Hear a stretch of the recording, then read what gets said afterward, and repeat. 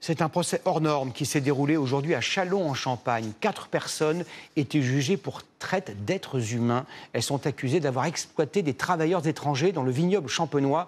Leurs conditions de vie, la nourriture qui leur était servie étaient indignes. Les images que vous allez voir en témoignent. Paul Gély, Amaury Gonçalves et Olivier Stambar. Ils sont 57, unis devant le tribunal. Tous ont connu le même traumatisme. Babacar en a gardé des preuves. Il avait filmé les conditions indignes imposées par ce vignoble en Champagne.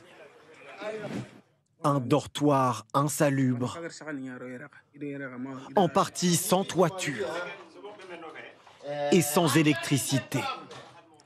Un taudis. Comme seul repas, de la nourriture avariée ou parfois encore congelée. Et traités comme esclaves. Au bout de 7 jours, leur cauchemar prend fin. Sur un signalement des voisins, les gendarmes découvrent la situation. 57 sans-papiers, dont 9 femmes et un mineur. Et pas un seul salaire perçu, alors qu'ils travaillaient au moins 10 heures par jour. On nous a proposé le salaire aussi à 80 € par jour. Mais à la fin, on est sorti 0. Parfois menacés, violentés. Déjà, on n'a pas été payé. Et puis le pire, c'est qu'ils ont été dans les champs, ont été tabassés et violentés souvent.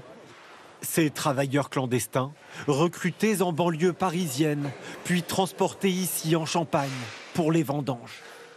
Des conditions de travail et d'hébergement qui confinent à l'esclavagisme, ça doit être un sursaut un peu collectif de s'intéresser aux conditions dans lesquelles nos bouteilles de champagne sont remplies, nos vins sont remplis. Les 4 prévenus, présumés innocents, comparaissent libres. Ils sont jugés pour traite d'êtres humains, avec menaces et violences. L'exploitant du vignoble assure qu'il n'était pas au courant de ces pratiques et remet la faute sur la prestataire en charge de la main-d'œuvre. Et vous avez des regrets ? Moi, à la rigueur, j'ai rien à me reprocher dans cette histoire-là. Je pense qu'à mon avis, c'est pas moi qui les accuse. C'est pas moi qui les avais embauchés.